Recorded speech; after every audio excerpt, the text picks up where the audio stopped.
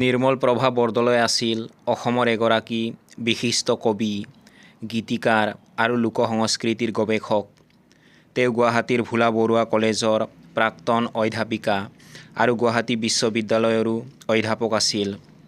তেওঁ নীলা বাইদেউ ছদ্ম নামেৰে বৌদ্ধিক সমাজত পৰিচিত আছিল। বৰদলৈৰ জন্ম হৈছিল 1933 চনৰ 20 জুন তাৰিখে শিৱসাগৰ টাউনত। তেখেতৰ পিতৃৰ নাম আছিল ধৰ্মেশ্বৰ শৰ্মা বৰদলৈ আৰু মাতৃৰ নাম আছিল মুক্তাবালা বৰদলৈ। শৈশৱত তেওঁ ক্ষীণকায় আছিল যদিও পিছলৈ সুস্থ হৈ উঠে। তেওঁৰ দেউতাকৰ অন্তৰংগ বন্ধু ভৱদেৱ ঠাকুৰে তেওঁৰ নাম নিৰ্মলা ৰাখিছিল, যিটো পিছলৈ নিৰ্মল প্ৰভা কৰা হয়, যাৰ অৰ্থ হৈছে স্বৰ্গীয় জ্যোতি। তেওঁ শিৱসাগৰৰ 2 নং প্ৰাইমাৰী বিদ্যালয়ত প্ৰাথমিক শিক্ষা আৰম্ভ কৰিছিল আৰু ইয়াৰ পৰা প্ৰভিন্সিয়েল বৃত্তি লাভ কৰা প্ৰথমগৰাকী ছাত্ৰী আছিল। তেওঁ মাধ্যমিক শিক্ষা গ্ৰহণ কৰে শিৱসাগৰৰে ফুলেশ্বৰী হাইস্কুলৰ পৰা।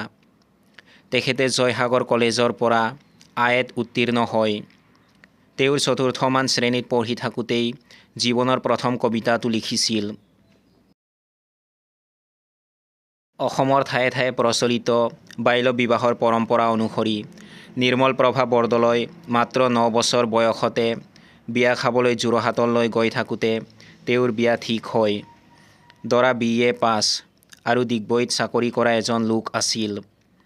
দেউতাকে মেট্ৰিক পৰীক্ষা পাছ নকৰালৈকে ছোৱালীক উলিয়াই নিদিওঁ বুলি জেদ ধৰাত বিবাহৰ কাম কাজ সম্পন্ন হ'ল যদিও নিৰ্মল প্ৰভা ঘৰতে থাকিল। পিছে দৰা ঘৰীয়াই কথা নাৰাখিলে আৰু পুষ্পিতা হোৱাৰ কেইদিনমানৰ পাছতেই ছোৱালীক যোৰহাটলৈ পঠিয়াবলৈ ক'লে। দেউতাকে হস্তক্ষেপ কৰি নিজৰ সিদ্ধান্তত অটল থাকিল। ইয়াৰ কেইমাহমানৰ পিছতেই নিৰ্মল প্ৰভাই এটি কন্যা সন্তান প্ৰসৱ কৰে। ঠিক সেই সময়তে খবৰ আহে যে ল'ৰাজনে ইতিমধ্যে দ্বিতীয় বিবাহ কৰোৱাইছে। ফলত দেউতাককে ধৰি পৰিয়ালৰ লোকসকল ক্ৰোধান্বিত হয় আৰু ছোৱালীক উলিয়াই নিদিয়াৰ সংকল্প লয়। সেই সময়ত নিৰ্মল প্ৰভাৰ কন্যা সন্তানটি জন্ম হোৱাৰ এমাহো পূৰ্ণ হোৱা নাছিল। নিৰ্মল প্ৰভা বৰদলৈয়ে কেইবাখনো আগশাৰীৰ কাকত আলোচনীত সাংবাদিকতাৰ কেৰিয়াৰো আৰম্ভ কৰিছিল। তেওঁৰ প্ৰবন্ধ আৰু সম্পাদকীয়সমূহে লিংগ সমতা, সাংস্কৃতিক পৰিচয় আদি বিভিন্ন সামাজিক বিষয় সম্বোধন কৰিছিল। তেওঁৰ মহাবিদ্যালয় আৰু বিশ্ববিদ্যালয়ৰ উপযোগী গুৰুত্বপূৰ্ণ গ্ৰন্থসমূহ হ'ল অসমৰ লোক সংস্কৃতি, কবিতাৰ কথা, অসমৰ লোক কবিতা, সাহিত্য আৰু সংস্কৃতি, কবিতা দেশী বিদেশী, আধুনিক কবিতা, অসমীয়া চুটি গল্প, কবিতা আৰু প্ৰকৃতি, কাৰ্বি সমাজ সংস্কৃতিৰ এছেৰেঙা, ৰবীন্দ্ৰনাথৰ গীত আৰু কবিতা, স্বাধীনতা সংগ্ৰামৰ গীত মাত আৰু কথা, বৰগীতৰ কথা, যাত্ৰা আৰু অংকীয়া ভাওনা, দেৱী, ক্ষীৰ, সূৰ্য আৰু গোপন বাসনা আৰু ৰাতি সেৱা। তেওঁৰ সৃষ্টিমূলক তথা মৌলিক ৰচনাসমূহ হ'ল বন ফৰিঙৰ ৰং, সমীপেষু, দিনৰ পাছত দিন, অন্তৰংগ, সুদীৰ্ঘ দিন আৰু ঋতু, অমিতাভ শব্দ, শব্দৰ ইপাৰে শব্দৰ সিপাৰে, নিৰ্মল প্ৰভা বৰদলৈৰ নিৰ্বাচিত কবিতা বন্দুকো কি আৱাজ সে সুবহ হোতি है क्या, বসন্তৰ এদিন। নিৰ্মল প্ৰভা বৰদলৈয়ে শিশু সাহিত্যৰ ক্ষেত্ৰত আগবঢ়োৱা অৱদানসমূহৰ ভিতৰত চিল চিল চিলা বগী চিলমিলা, অসমীয়া উমলা গীত, কথা চৰিত সাগৰ, সুৱদী মাত, শিশু গীত নাট্য সংকলন, শালিকী ৰতৌতৌ, মন উৰণীয়া, মানুহ 10টা খণ্ডাৰ, সেউজী সেউজী নাট সংকলন, হাই নাৰিকল পিঠা, জিকিমিকিৰ কথা, এনেহেন মৰমৰ দেশ আৰু ৰজা অন্যতম। সম্পাদনাৰ ক্ষেত্ৰতো তেওঁৰ বৰঙণি উল্লেখনীয়। তেওঁ সম্পাদনা কৰা গ্ৰন্থসমূহ হ'ল কবিতা মঞ্জৰী, 100 বছৰৰ অসমীয়া কবিতা, যন্ত্ৰস্থ, অসমীয়া ভাষা সাহিত্য সংস্কৃতিত আৰ্য ভিন্ন উপাদান যন্ত্ৰস্থ পাঞ্চালী বিবাহ কণিকা শিশু আলোচনী সম্পাদিকা নিৰ্মল প্ৰভা বৰদলৈয়ে ৰচনা কৰা একমাত্ৰ উপন্যাস হৈছে জলপদ্ম।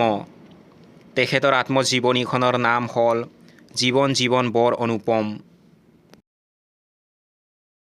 তেওঁৰ নাটক কাব্য নাটক সংগীতালেখ্যসমূহ হ'ল মেঘদূত কাব্যনাট উৰণী নৃত্য নাটিকা তৃতীয় অংক নাটক অগ্নিগৰ্ভা নাটক বেউলা নৃত্য নাটিকা ফুলকোঁৱৰ সংগীতালেখ্য মহাকাল পূৰ্ণাংগ নাটক সোণবৰণী আই নাটক পুতলা নাচ নাট মেঘমল্লাৰ বিহুৰে বিৰিণাৰ পাত ৰাগ বসন্ত বুকুৰ আপোন আই নৃত্য নাটিকা কৰ্মবীৰ নবীন চন্দ্ৰ বৰদলৈ চন্দ্ৰকুমাৰ আগৰৱালা অসমৰ জনজাতীয় গীত মাত মাজুলী আই নৃত্য নাটিকা ৰঙালী ভোগালী সোঁৱৰণী নৃত্য নাটিকা। নিৰ্মল প্ৰভা বৰদলৈয়ে অনুবাদ সাহিত্যতো হাত দিছিল। তেওঁৰ অনুবাদ কৰ্মসমূহ হ'ল তুলসী দাস মীৰাবাই বিন্দু আৰু সিন্ধু আমাৰ লাগতিয়াল গছ গছনি এছিয়াৰ সাধু উৰিষ্যাৰ লোক সংস্কৃতি অমৰত্বৰ আভাস ছোভিয়েট কবিতা টাওতে চিং চীনৰ কবিতা নামঘোষা অসমীয়াৰ পৰা বঙালীলৈ ডাকঘৰ বঙালী নাট শব্দৰ আকাশ উৰিয়া কবিতা শুভবাৰ্তা বাইবেলৰ পৰা প্ৰাৰ্থনা বাইবেলৰ পৰা আলা মেলুৰ সূতা সিংহ পোৱালীয়ে গুজৰিবলৈ শিকিলে ময়ূৰৰ পাখিত থকা চকু আৰু ৰাণী লক্ষ্মী বাই। নিৰ্মল প্ৰভা বৰদলৈয়ে তেওঁৰ সাহিত্যিক কৰ্মৰ বাবে বহুতো সন্মান আৰু স্বীকৃতি লাভ কৰিছিল। তেওঁৰ কেৰিয়াৰৰ আৰম্ভণিতেই 1957 চনত শিশু সাহিত্যিক হিচাপে ৰাষ্ট্ৰপতিৰ বঁটা লাভ কৰিছিল। পৰৱৰ্তী সময়ত 1977 চনত তেওঁৰ গ্ৰন্থ দিনৰ পিছত দিনৰ বাবে অসম সাহিত্য সভাৰ বঁটাৰে সন্মানিত হয়।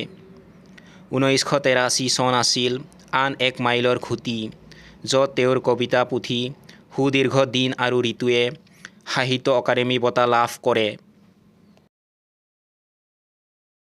ইয়াৰ উপৰিও 1987 চনত তেওঁ অসম সংস্কৃত সমাজৰ পৰা বৰেণ্য সৰস্বতী উপাধি লাভ কৰে। 1989 চনত পুনৰাই গৱেষণা গ্ৰন্থ দেৱীৰ বাবে অসম সাহিত্য সভাৰ বঁটা লাভ কৰে।